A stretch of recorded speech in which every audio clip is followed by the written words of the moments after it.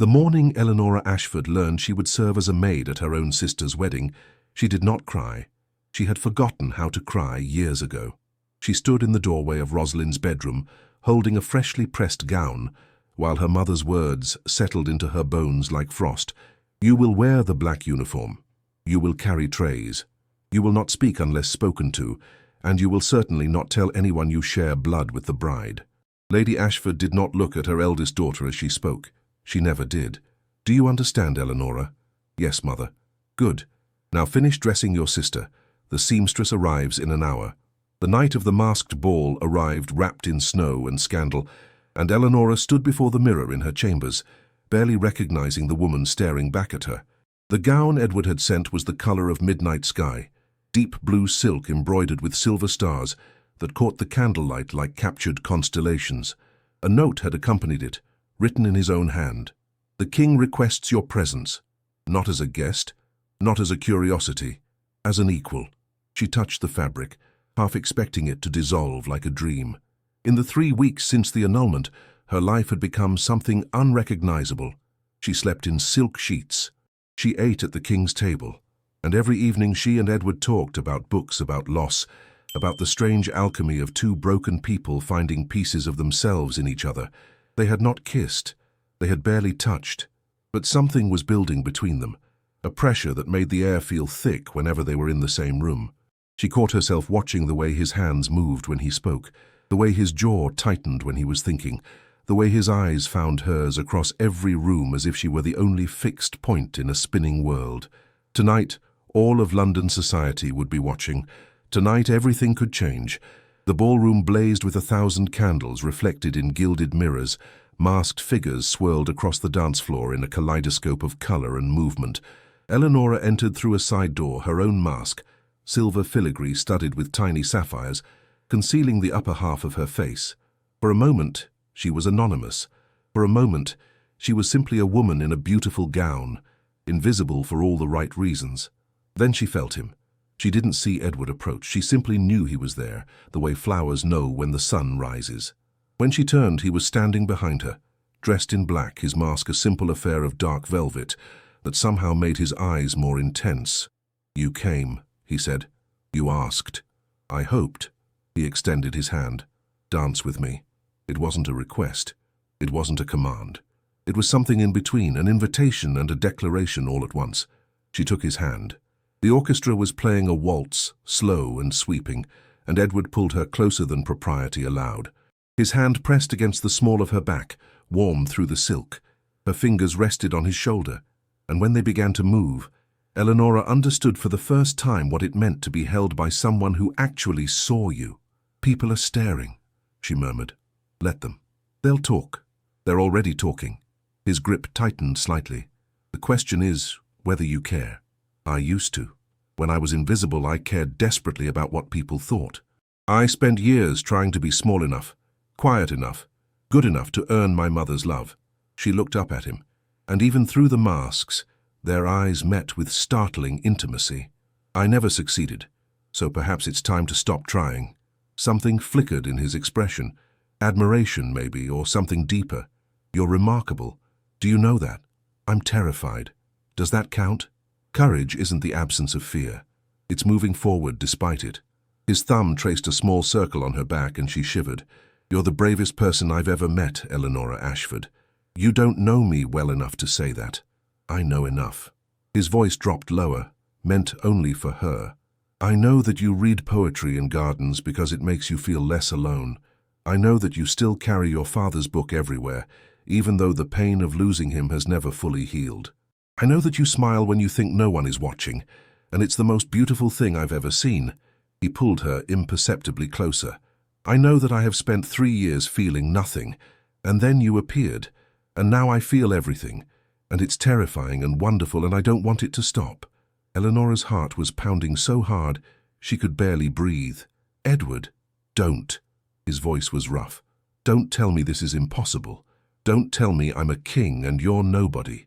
Don't tell me any of the things I've already told myself 1,000 times. What should I tell you then? Tell me I'm not imagining this. Tell me you feel it too. Before she could answer, a hand closed around her wrist. Hard, cruel, familiar.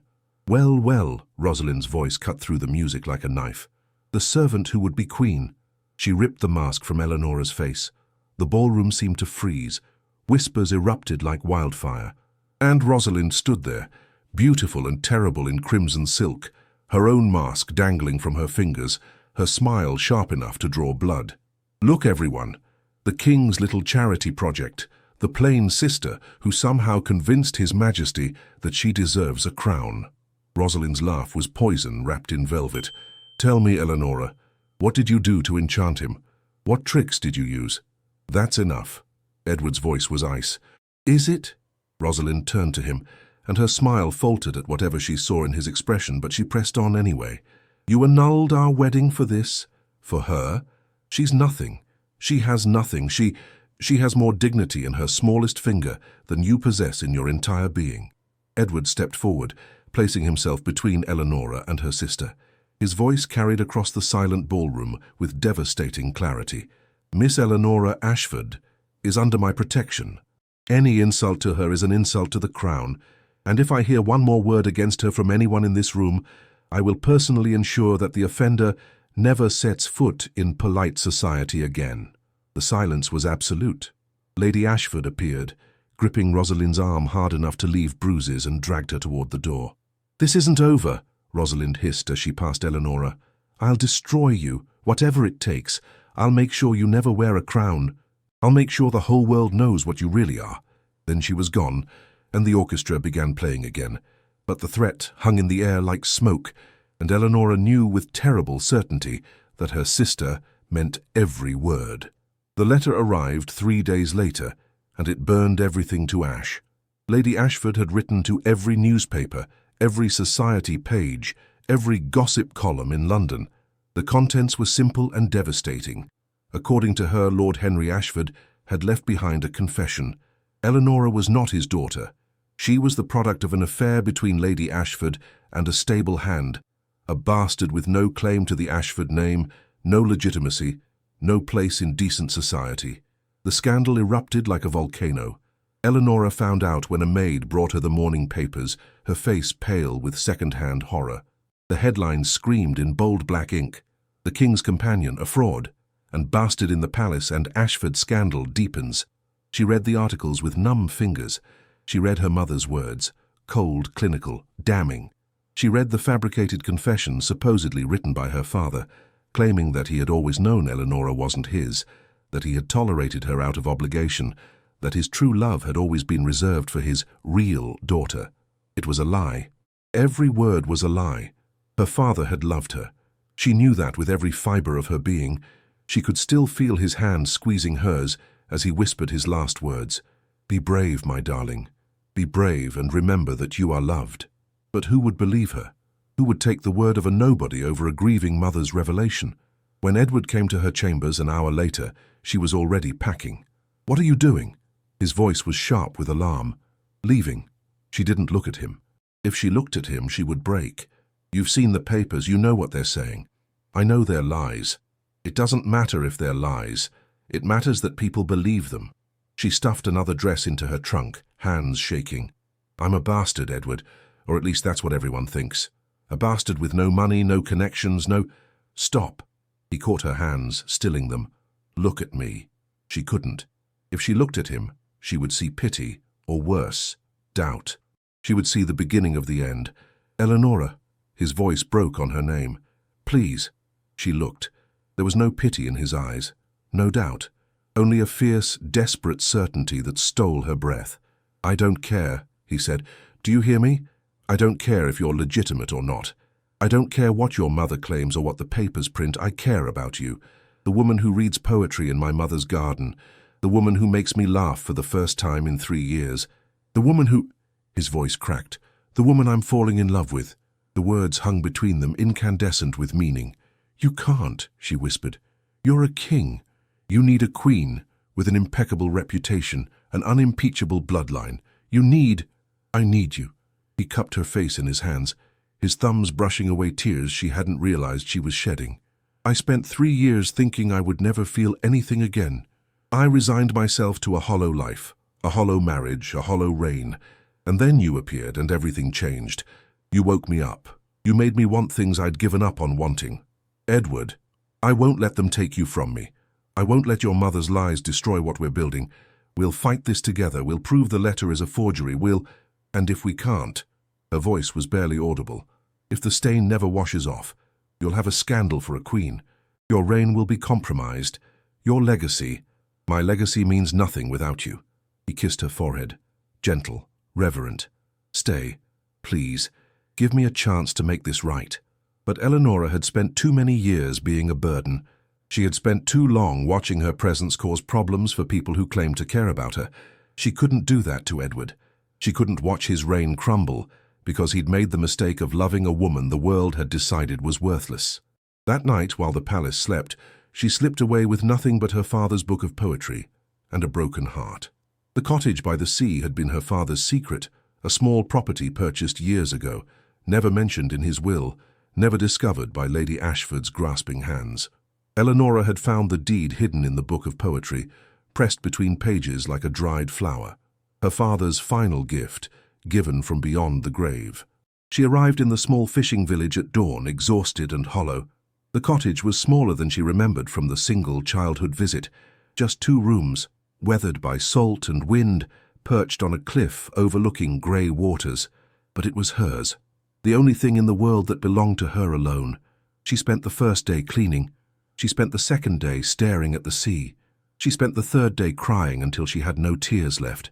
On the 4th day, she heard hoofbeats. She knew it was him before she opened the door. She knew it by the rhythm of the horse's approach, by the way her heart suddenly remembered how to beat, by the inexplicable certainty that he would find her anywhere, no matter how far she ran. Edward stood on her doorstep, rain-soaked and wild-eyed, looking like he hadn't slept in days. His coat was mud-splattered. His hair was plastered to his forehead. And his eyes, those grey eyes that had haunted her dreams, were red-rimmed with exhaustion and something that looked terrifyingly like desperation. How did you— Your father's book. He was breathless, his voice raw. I remembered you mentioning a cottage by the sea. I had Blackwood search every property record in the kingdom. Eleanora, I've been riding for 2 days straight. I haven't stopped. I couldn't stop. Not until I found you. You shouldn't have come. I shouldn't have let you leave. He pushed past her into the cottage, dripping water onto the stone floor, filling the small space with his presence. Do you have any idea what these last 4 days have been like? I woke up and you were gone. No note, no word. Just gone. I thought— His voice broke. I thought I'd lost you forever. I thought you'd disappeared and I would never see you again. And it felt like dying, Eleanora. It felt like losing Charlotte all over again, but worse, because this time I had a choice.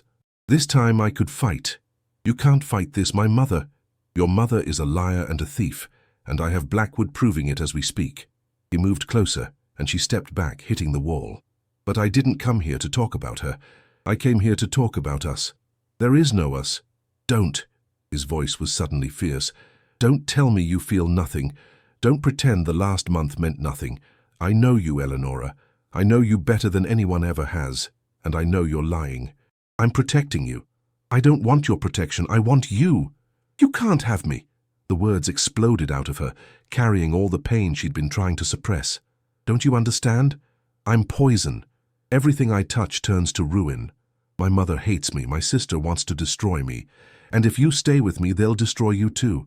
Your reputation, your reign, everything you've worked for. I don't care about my reputation. He was in front of her now, close enough that she could feel the heat radiating from his body, despite his rain-soaked clothes. I don't care about politics or propriety or what society thinks. For 3 years, I cared about nothing at all.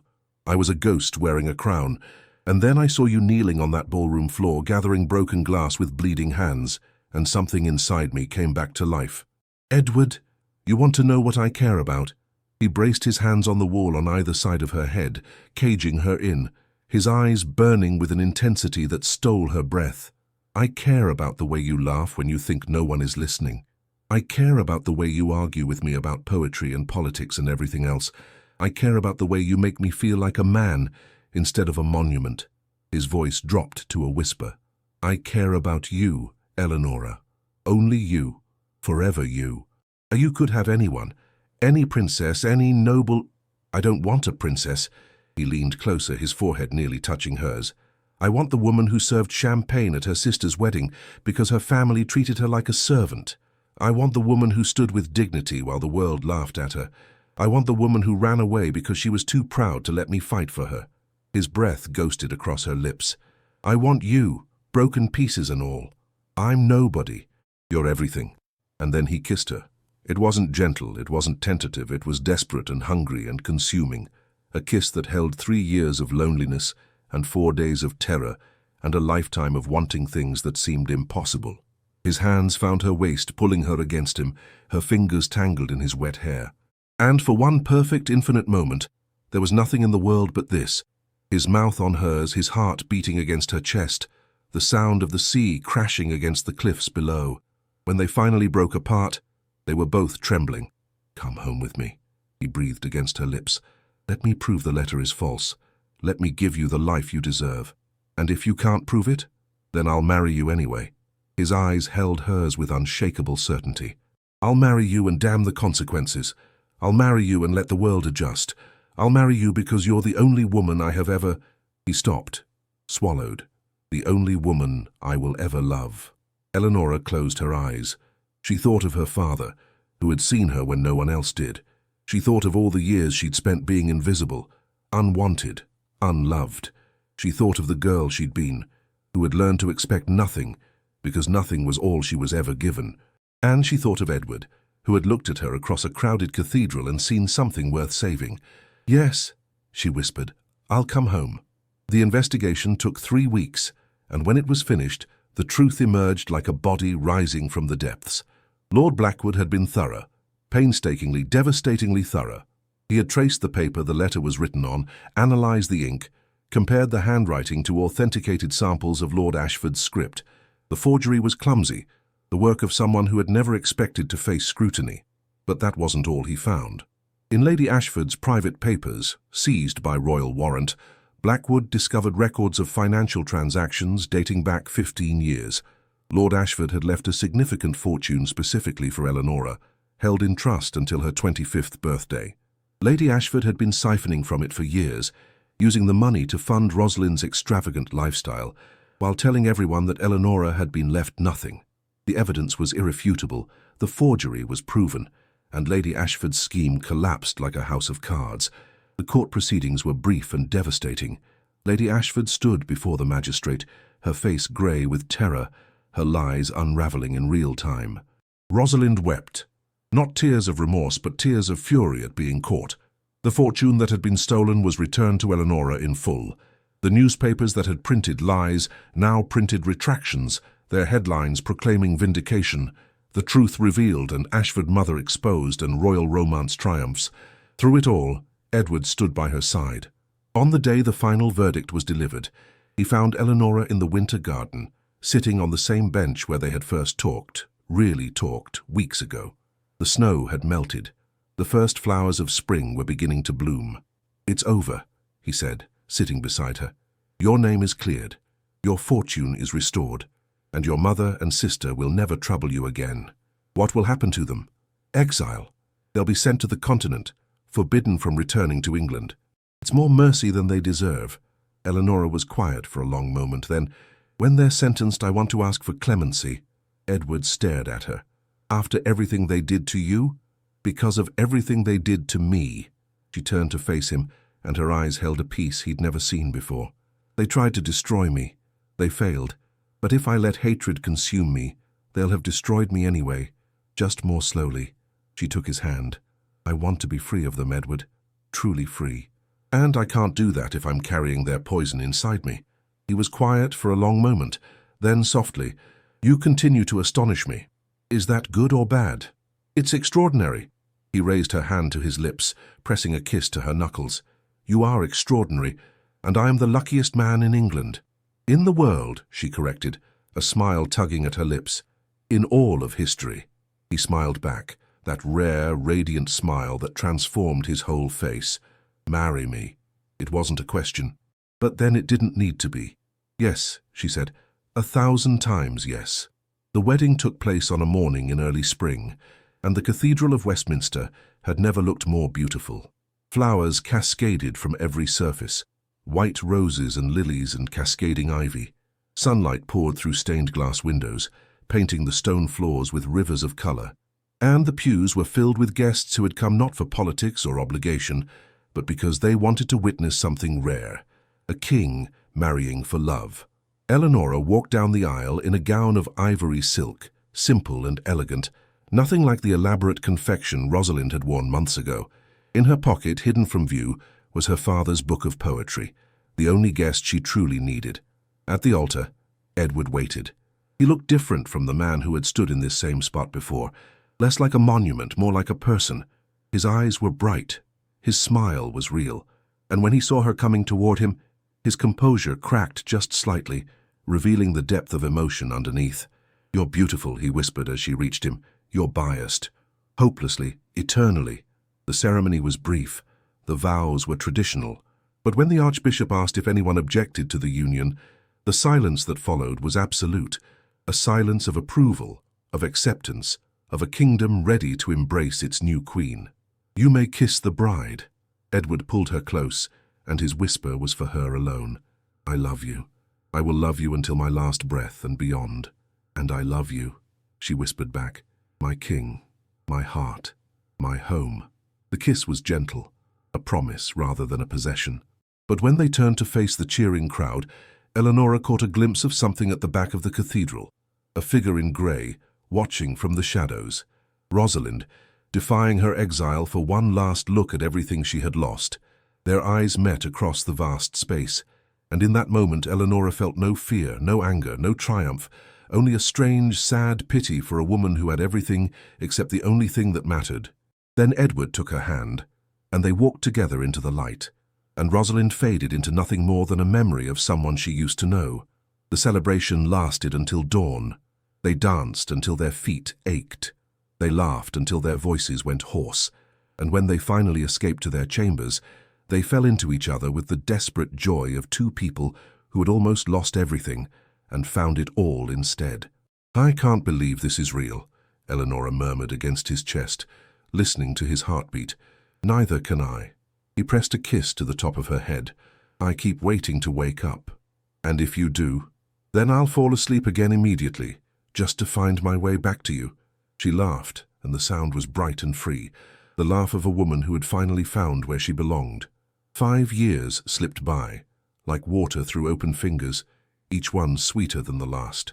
The winter garden had become Eleanora's sanctuary, a place where she read to her children on rainy afternoons, where she and Edward stole quiet moments between affairs of state, where the memory of their first real conversation lived on in the blooming of flowers that never seemed to fade. On this particular afternoon, she sat on the old stone bench with her youngest in her arms, Charlotte Rose, named for the woman Edward had loved and lost, a tribute rather than a ghost. At her feet, the twins, Henry and James, 4 years old and already too clever for their own good, were engaged in an elaborate game involving wooden swords and imaginary dragons. "Mama, watch!" Henry demanded, executing a clumsy but enthusiastic lunge. "I slayed the beast." "Very brave, my darling." "I helped," James protested. "I distracted it." "You were both very heroic." She felt him before she saw him, that familiar presence that still, after all these years, made her heart beat faster. Edward appeared at the edge of the garden, still in his formal clothes from the morning's meetings, his crown nowhere to be seen. "The dragon hunters have been at it again, I see," he said, stepping over James's abandoned sword to sit beside her. "Papa." Both boys abandoned their game to tackle their father, who absorbed the assault with practiced grace. "Careful," Eleanora laughed. "You'll wake your sister." Charlotte rose as if to prove her mother wrong, chose that moment to open her eyes, grey eyes like her father's, already filled with quiet curiosity about the world. Edward extracted himself from the twins and took his daughter with the ease of a man who had learned that holding a child was the most important thing a king could do. "There she is, my littlest love." "We are your loves too," Henry protested. "You are all my loves." He settled back on the bench. Charlotte Rose cradled against his chest, one arm around Eleanora's shoulders. "Every single one of you." They sat in comfortable silence as the boys returned to their game, their shouts echoing off the glass walls. Charlotte Rose fell back asleep, lulled by her father's heartbeat, and Eleanora leaned into Edward's warmth, marveling, as she did every day, at the improbability of her own happiness. "What are you thinking?" he asked. "I'm thinking about that night. The wedding that wasn't. The champagne on my uniform, the glass cutting my hands." She turned to look at him. "I'm thinking about how close I came to spending my whole life invisible. And now?" She smiled, the kind of smile that had once been rare, but had become her natural expression. "Now I can't imagine being anything else but seen." He kissed her temple. "You were always worth seeing. The world was simply too blind to notice. The world noticed eventually. The world had no choice. You were too remarkable to miss." From across the garden, Henry's voice rang out, "Mama, Papa, look, I climbed the statue." "I helped," James added, clinging to his brother's leg. "Get down from there this instant," Eleanora called, but she was laughing, and Edward was laughing, and Charlotte Rose was making disgruntled sounds at being jostled by her parents' mirth. Later, after the children had been fed and bathed and put to bed with stories and kisses, Eleanora stood at the window of the royal chambers, watching snow begin to fall over London. The city glittered beneath her, a tapestry of lights and shadows, millions of lives playing out their small dramas while she stood here, in the warmth, in the safety, in the impossibility of everything she'd been given. Edward came up behind her, wrapping his arms around her waist. "Come to bed." In a moment, she leaned back against him. "I'm just grateful." For what? For broken champagne glasses, for cruel sisters, for mothers who tried to destroy me and only made me stronger. She turned in his arms, facing him. "For you, most of all, for you. You saved me, you know." His voice was rough with emotion. "I was drowning and you pulled me back to shore. We saved each other." He kissed her, slow, deep, full of all the years they'd shared, and all the years still to come. When they finally broke apart, his forehead rested against hers. "I love you," he said. "I will always love you." "I know," she smiled against his lips. "I love you too, my king, my heart, my home." Outside, the snow continued to fall, blanketing London in white, transforming the familiar into something magical. And inside, in the warmth of the palace she had once entered as a servant, Eleanora Ashford, Queen of England, mother of 3, beloved of a man who had chosen her when the whole world said he shouldn't, finally understood what her father had meant all those years ago. She had always seen beauty where others saw only shadows, and in the end beauty had seen her right back. Eleanora moved to the vanity where Rosalind sat admiring her own reflection. At 22, Rosalind Ashford was everything Eleanora was not. Golden-haired, porcelain-skinned, blessed with the kind of beauty that made men stumble over their own feet. She was also cruel in the casual way of those who have never been denied anything. "Tighter," Rosalind said as Eleanora laced her corset. "I need my waist to look impossibly small. The king must see what he's getting." The king, Edward VII, the widowed monarch whose loneliness had become legend, whose first wife had died 3 years ago in childbirth, taking their son with her. All of England whispered about the king who never smiled, the king who ruled with precision but lived without warmth. And now he was marrying Rosalind Ashford, a match so advantageous that Lady Ashford had practically glowed with triumph when the announcement was made. "I said tighter." Rosalind's voice sharpened. "Are you deaf as well as plain?" Eleanora pulled the laces until her sister gasped. "Better?" Rosalind examined herself in the mirror, then smiled, not at Eleanora, but at her own reflection. "You know, sister, I almost feel sorry for you, standing in the shadows while I become Queen of England, but then I remember that some women are born to shine, and others—" She turned, looking Eleanora up and down with theatrical pity. "Others are born to serve. It's simply the natural order. Is there anything else you need?" Rosalind laughed, a tinkling sound that held no warmth. "Listen to her, mother. So docile, so broken. You've trained her well." Lady Ashford appeared in the doorway, her gaze sweeping over Eleanora with familiar contempt. "She knows her place, that's more than can be said for most." She crossed the room and adjusted a curl in Rosalind's hair. "My beautiful girl, my perfect, perfect girl. You were born for a crown." Eleanora slipped out of the room before either of them could assign her another task. She walked down the corridor with measured steps, keeping her face composed until she reached the servants' staircase, where no one would think to look for a lady of the house. But then she wasn't really a lady of the house, was she? She hadn't been since her father died. Lord Henry Ashford had been a gentleman, a scholar who preferred books to ballrooms, who used to read poetry to his daughters in the evenings, and told Eleanora she had her grandmother's eyes, thoughtful, deep, full of secrets. He had died when she was 12, a fever that took him in 3 days, and with his last breath he had squeezed her hand and whispered, "Be brave, my darling. Be brave, and remember that you are loved."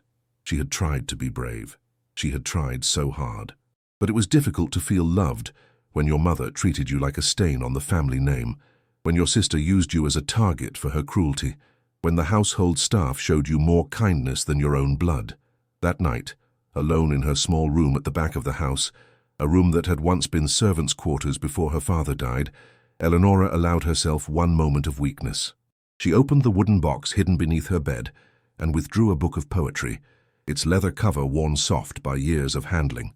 Inside, in her father's elegant script, "For my Eleanora, who sees beauty where others see only shadows." She pressed the book to her chest and stared at the ceiling. Tomorrow she would travel to London.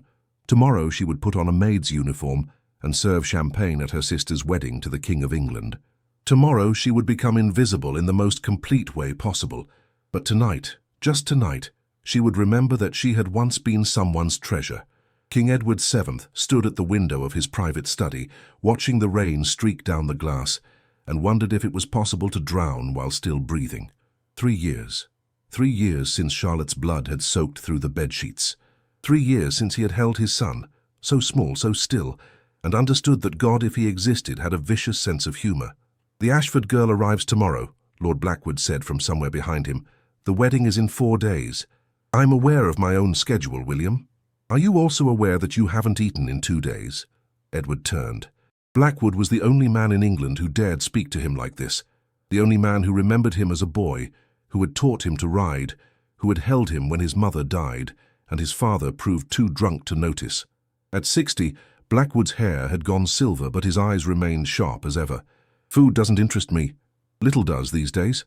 Blackwood moved closer, lowering his voice even though they were alone. "Edward, you cannot marry a woman you don't know simply because Parliament demands an heir." "I can, I will. That is the end of this discussion. At least meet her properly before—" "I've seen her." Edward's voice was flat. "Twice. She's beautiful. Empty. Exactly what I require." "And what is that?" "A wife who won't expect me to feel anything." He turned back to the window, pressing his palm against the cold glass. "Charlotte wanted my heart. I gave it to her. Look where that led." Blackwood was silent for a long moment. Then, "Love is not a punishment, Your Majesty. No, it's worse. It's a promise that everything you cherish will eventually be torn away." Edward closed his eyes. "The Ashford girl will give me heirs. She will smile at state dinners and wave from carriages, and she will not ever ask me to love her. That is the arrangement. That is all I can offer. And if she wants more?" Edward almost laughed. "Women like Rosalind Ashford don't want love, William. They want crowns. We understand each other perfectly. You've become so certain of everything since Charlotte died, so fixed in your beliefs. It worries me." "Good. Worry keeps you alert." Edward moved to his desk, shuffling papers he had no intention of reading. "The wedding will proceed as planned. After that I will produce an heir, fulfill my duties, and spend the remaining decades of my reign doing exactly what is expected of me. No more, no less." Blackwood studied him with the particular sadness of a man watching someone he loves destroy themselves slowly. "And happiness? Is that not expected of a king?" "Happiness," Edward repeated, as if tasting a foreign word. "Happiness died in a room full of blood 3 years ago. I buried it with Charlotte and our son. I don't intend to resurrect it." That night, alone in his chambers, Edward did something he hadn't done in months. He unlocked the drawer beside his bed and withdrew a small portrait. Charlotte, painted just weeks before she died, her hand resting on her swollen belly, her smile full of secrets she would never get to share. "I'm sorry," he whispered to the painting. "I have to do this. The kingdom needs an heir, but I swear to you, I will never love another woman. You will always be the only one." He returned the portrait to the drawer and locked it. He did not know that in 4 days, Everything he believed about himself would shatter into 1,000 irreparable pieces. The Cathedral of Westminster blazed with 10,000 candles, and Eleanora moved through the light like a shadow, her black uniform rendering her invisible among the silks and satins of the aristocracy. Her hands were steady as she carried the silver tray. Her face betrayed nothing. Inside, she was counting the minutes until this day would end. Rosalind had never looked more beautiful. Her wedding gown was a cascade of French lace and seed pearls, her golden hair crowned with a tiara that had belonged to 3 generations of queens. She walked down the aisle with the confidence of a woman who had already won everything worth winning. And at the altar, King Edward waited. Eleanora had expected him to look cold. The rumors all described him as ice given human form, handsome but hollow, powerful but frozen. She was not prepared for the weariness in his eyes, the way he stood like a man enduring torture rather than celebrating his wedding, the way his gaze drifted over the crowd as if searching for something he knew he would never find. Their eyes met. It was an accident. Eleanora had looked up at the wrong moment, and he had looked away from Rosalind at the wrong moment, and suddenly they were staring at each other across a cathedral full of people who didn't notice either of them. Something flickered in his expression. Confusion, perhaps, or recognition, though they had never met. He tilted his head slightly, as if trying to place her, and Eleanora, horrified, dropped her gaze to the floor. Her heart was hammering against her ribs. What had just happened? Why had he looked at her like that, like she was something worth seeing? The ceremony proceeded. Vows were exchanged. But Eleanora noticed that the king's responses came a beat too late, his voice distant, his attention somewhere else entirely.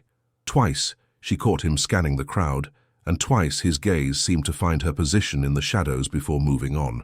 She told herself she was imagining things. Kings did not notice servants. Kings did not notice invisible women in black uniforms. The reception was held in the palace's great ballroom, and by the second hour, Eleanora's feet ached and her arms trembled from carrying heavy trays. She stayed to the edges, avoiding Rosalind's orbit, trying to make herself as small as possible. The guests were drunk on champagne and scandal. Apparently, the king had barely spoken 2 words to his new bride during dinner, and Rosalind's smile was becoming increasingly fixed. She was refilling champagne glasses near the back of the room when it happened. A drunk lord, she didn't catch his name, stumbled backward into her. The tray flew from her hands. Crystal shattered against marble. Champagne soaked through her uniform, cold and sudden. And before she could react, she was on her knees, desperately gathering shards of broken glass, while the ballroom fell silent. Then Rosalind laughed. It was a high, clear sound that cut through the silence like a blade. "Oh dear," Rosalind said, loud enough for everyone to hear. "My clumsy sister. This is why she serves rather than socializes. Some women simply aren't made for polite company." The whispers started immediately. "Sister. The maid is the bride's sister." "How tragic," someone murmured. "The poor creature." "Not poor, plain," another voice responded. "Can you imagine being related to Rosalind Ashford and looking like that?" The laughter spread, soft, polite, devastating. Eleanora's hands shook as she collected the glass. A shard sliced her palm and blood welled up, dripping onto the white marble floor, but she didn't stop. She couldn't stop. If she stopped, she would have to look up. She would have to see their faces, the pity, the contempt, the amusement. A shadow fell over her. "Stand up." The voice was quiet, but absolute. The kind of voice that was obeyed, not because it demanded obedience, but because it made obedience feel like the only rational response. Eleanora looked up. The King of England was standing in front of her, extending his hand. Behind him, the entire ballroom had frozen. Rosalind's smile was faltering. Lady Ashford had gone white as chalk. "Your Majesty, I—" "Stand up." He said it again, softer this time, and there was something in his eyes that made her breath catch. "Please." She took his hand. His fingers closed around hers, warm and steady, and he pulled her to her feet with surprising gentleness. Then, still holding her hand, he turned to face the crowd. His gaze found Rosalind, and his voice, when he spoke, could have frozen the Thames. "You humiliate your own blood. On this day of all days?" Rosalind opened her mouth, closed it. Her perfect composure cracked, revealing something ugly underneath. She was clumsy, and I merely—" "You laughed." Edward's voice dropped to a whisper, that somehow carried through the entire hall. Your sister fell, and you laughed. What does that say about you, I wonder? What does it say about the woman I was about to make my queen? About to. The words hung in the air like smoke. Edward, Rosalind said, using his name with desperate intimacy. You're overreacting. It was just a bit of fun. Eleanora knows I don't mean anything by— Don't! His voice cut like a blade. Don't speak her name as if you have any right to it. Edward turned to Eleanora. His eyes searched her face, and she didn't know what he was looking for, but something in her expression must have answered a question he hadn't spoken, because his grip on her hand tightened almost imperceptibly. What is your name? Eleanora. Her voice was barely a whisper. Eleanora Ashford. Eleanora. He said it like he was learning a new language. Then, still holding her hand, he led her through the frozen crowd toward the head table, toward the seat that had been reserved for the Queen. She sits beside me. The words detonated like a bomb. Gasps rippled through the crowd. Lady Ashford let out a strangled cry. Rosalind's face contorted with a fury so pure it seemed to transform her beauty into something grotesque. And then, in a voice that would be remembered and repeated in drawing rooms for decades to come, King Edward VII turned to the Archbishop of Canterbury and said, "This wedding is annulled." Chaos erupted. The hours after the annulment blurred together like watercolors in rain, and Eleanora found herself standing in a corridor she didn't recognize, her uniform still stained with champagne and blood, trying to remember how to breathe. Somewhere behind her, she could hear Rosalind screaming. Lady Ashford's voice, shrill with fury, demanded audiences with officials who refused to appear. The entire palace was in uproar, and the king had brought her here, to this quiet hallway far from the noise, where footsteps echoed on marble and candlelight flickered against ancient stone. "You're injured." She had forgotten he was beside her. She looked down at her hand, at the cut that was still seeping blood, and felt strangely disconnected from her own body. "It's nothing." "It's not nothing." He was already moving, calling for a physician, issuing orders in that calm, commanding voice. Within minutes, an elderly doctor was examining her palm, applying antiseptic that stung, wrapping clean bandages around the wound. "The cut is shallow," the doctor said. "It will heal within a week. Keep it clean and dry." Edward nodded curtly. "Thank you, that will be all." The doctor left and they were alone. Edward stood in the center of the corridor with his hands clasped behind his back, looking at her as if she were a puzzle he couldn't solve. "Why did you do that?" she asked. "In the ballroom, why did you—" "I don't know." The honesty in his voice was startling. "I saw you fall, I saw her laugh, and something inside me broke." He shook his head slightly. "I've spent 3 years feeling nothing.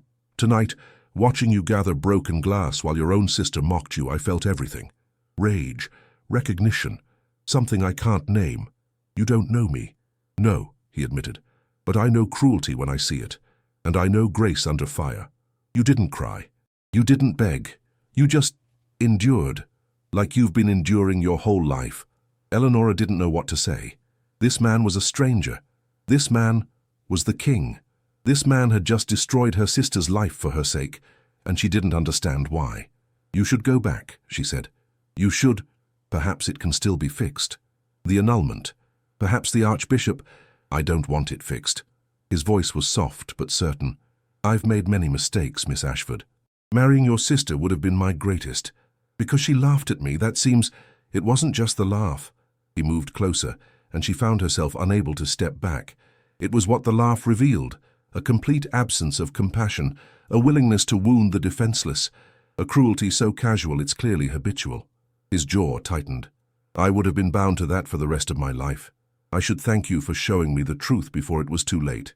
"You're thanking me?" She almost laughed. "I've ruined everything. My family will—" "Your family has been ruining you for years. What I witnessed tonight wasn't a single act of cruelty. It was the latest in a lifetime of them. Wasn't it?" She didn't answer. She didn't have to. The truth was written in the way she held herself, in the steadiness of her gaze, in the calm with which she had collected broken glass while an entire ballroom laughed at her. "I have no home to return to," she heard herself say. "My family, after tonight, they won't— You'll stay here." It wasn't a question. "I'll have rooms prepared. Tomorrow we can discuss—" He paused, seeming to realize how presumptuous this sounded. "Forgive me, I'm not accustomed to asking permission, but I am asking now. Will you stay? at least for tonight, until we can determine what happens next. She should say no. She should run from this palace, from this impossible man, from whatever strange fate was trying to unfold. Nothing good could come from this. The scandal alone would destroy her. But where would she go? Back to a family that had treated her as a servant. Back to a life of invisibility and silence. Yes, she whispered. I'll stay. Something shifted in his expression. Relief, perhaps, or hope, that most dangerous of emotions. Thank you. He escorted her to a suite of rooms more luxurious than anything she had ever seen. Silk curtains, velvet chairs, a bed large enough for a family of 4. At the door he paused, and for a moment they stood in silence, neither knowing what to say. Good night, Eleonora. It was the first time anyone had said her name like it mattered. Good night, Your Majesty. She closed the door. She leaned against it, and then, alone in the candlelit darkness, surrounded by silk and velvet, and the lingering scent of scandal, Eleonora Ashford did something she hadn't done in years.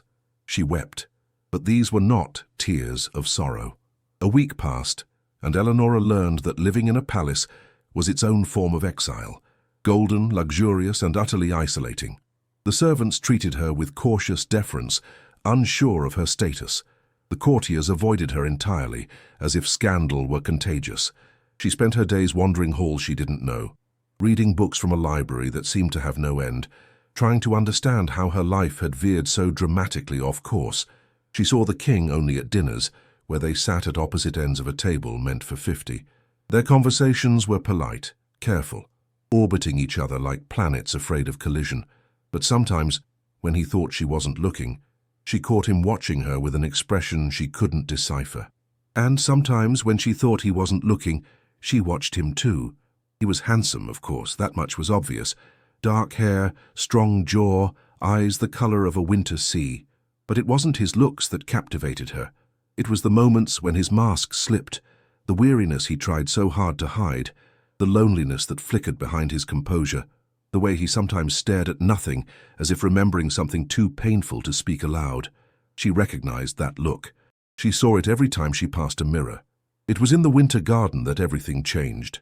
She had found the glass-enclosed sanctuary by accident, following a corridor that seemed to lead nowhere.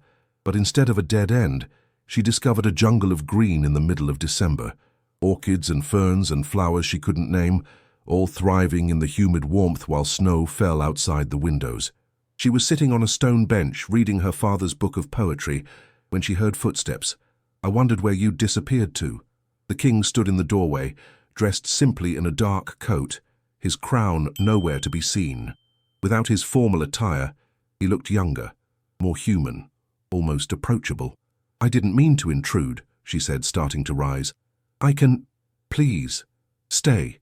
He moved into the garden, looking around as if seeing it for the first time. I'd forgotten this place existed. My mother used to come here. After she died, I couldn't bear to... He didn't finish the sentence. He didn't need to. It's beautiful, Eleonora said, like summer trapped in glass. That's how my mother described it. His voice was soft with surprise. Exactly those words. He sat on the bench beside her, close enough that she could smell sandalwood and something else, something that was simply him. What are you reading? She showed him the book. My father's. He gave it to me before he died. Edward took it carefully, as if handling something sacred. He read the inscription, and his jaw tightened. He saw you. Yes. And after he was gone, I became invisible. She hadn't meant to say it so plainly, but something about this garden, this moment, made her honest in ways she couldn't explain. My mother resented me. I never knew why. After my father died, she stopped pretending otherwise. And Rosalind, she shrugged. Rosalind learned cruelty at our mother's knee. I'm sorry. Don't be, it taught me to survive. He was quiet for a long moment. Then, my wife died 3 years ago, our son with her. Since then, I've been surviving too, going through motions, performing kingship without feeling it. He turned to face her, and his eyes held a pain so raw it stole her breath. I was going to marry your sister because I thought I deserved a loveless marriage, punishment for surviving when Charlotte didn't. That's not rational, no, but grief rarely is. He handed back the book, and their fingers brushed. Neither of them pulled away.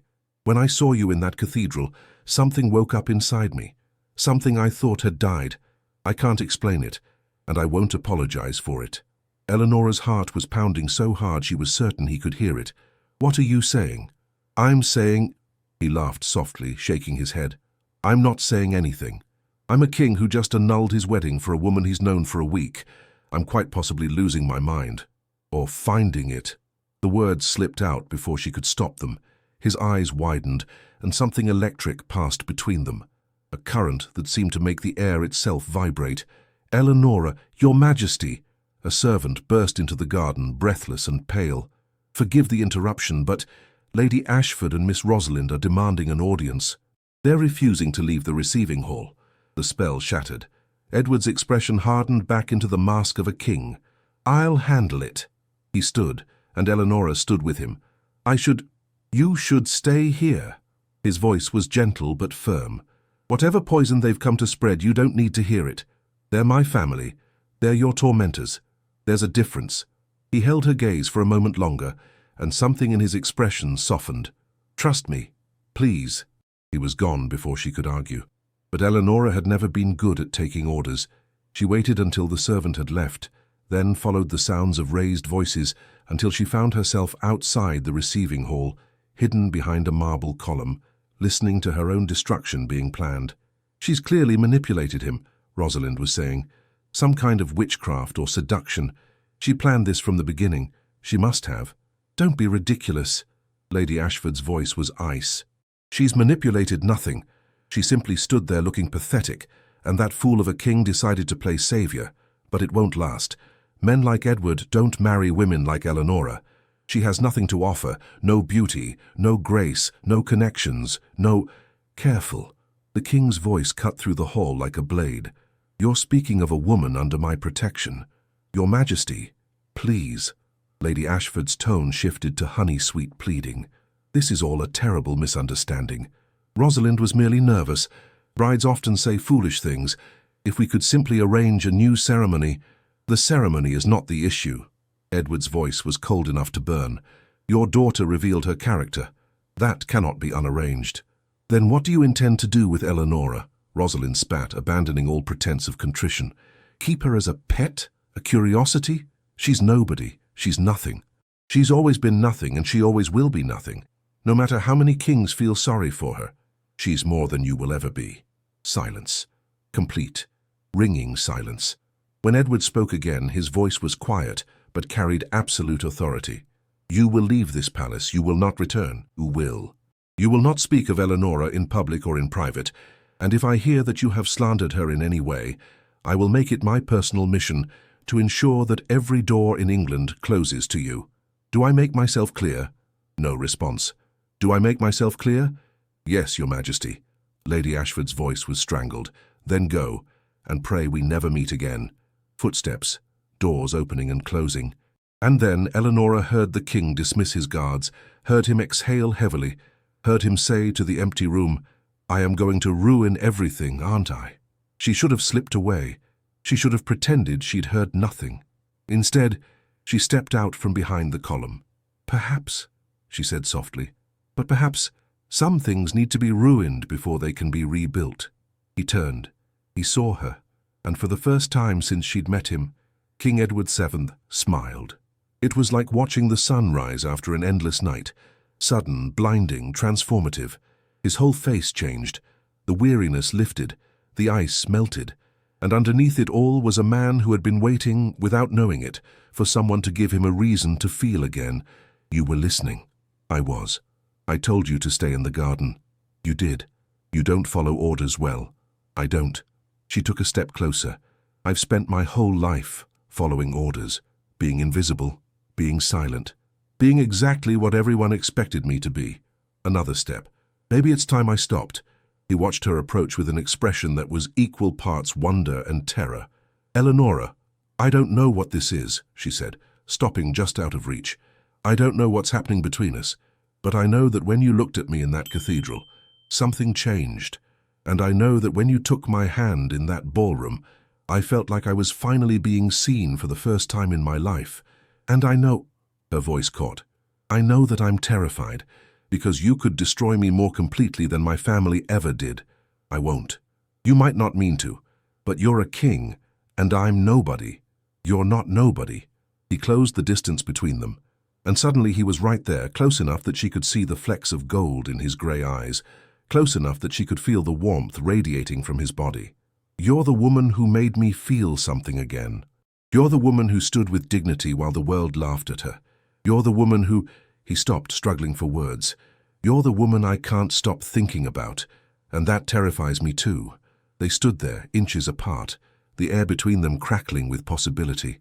What happens now? She whispered. I don't know, he admitted, but I know I'm not ready to let you go. Somewhere in the palace, a clock began to chime. Midnight. A new day beginning. And Eleanora Ashford, who had spent her whole life in shadows, took a breath and stepped into the light.